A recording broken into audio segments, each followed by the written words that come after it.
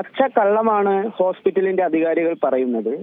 ഈ കുട്ടി വീട്ടിൽ കളിക്കുമ്പോൾ പല്ലശ്ശേന പഞ്ചായത്തിലെ ഒരു നാട്ടിൻപുറത്തെ വളരെ സാധാരണ കുടുംബത്തിലെ 9 വയസ്സുള്ള വിനോദിനി എന്ന പെൺകുട്ടി വീട്ടുമുറ്റത്ത് കളിക്കുമ്പോൾ അവിടെ വീണുണ്ടായ ഒരു പരിക്കിന്റെ ഭാഗമായി ചിറ്റൂർ താലൂക്ക് ആശുപത്രിയിൽ ആദ്യഘട്ടം അവർ പോകുന്നു.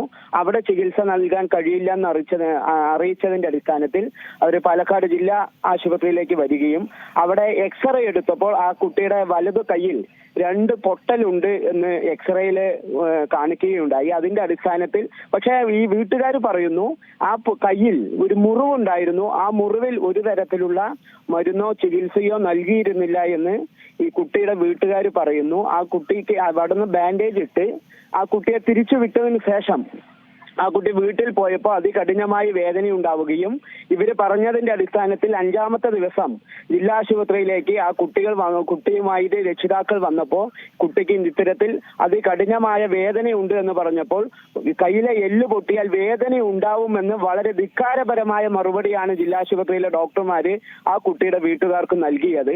ഇത് തീർത്തും ഇത് ഹോസ്പിറ്റലിന്റെ വീഴ്ചയാണ്. കേരളത്തിലെ ആരോഗ്യ മേഖലയുടെ ഇപ്പോഴത്തെ അവസ്ഥ എന്താണ് നമുക്ക് എല്ലാവർക്കും അറിയാം.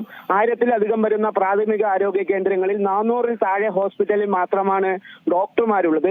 ആ ഡോക്ടർമാരുള്ള ഹോസ്പിറ്റലിൽ ഒരു പനിയായിട്ട് പോയാൽ അവിടെ കൊടുക്കാൻ പാരസെറ്റമോൾ പോലും ഇല്ലാത്ത സ്ഥിതിവിശേഷമാണ് കേരളത്തിലെ പ്രാഥമിക ആരോഗ്യ കേന്ദ്രങ്ങളില്.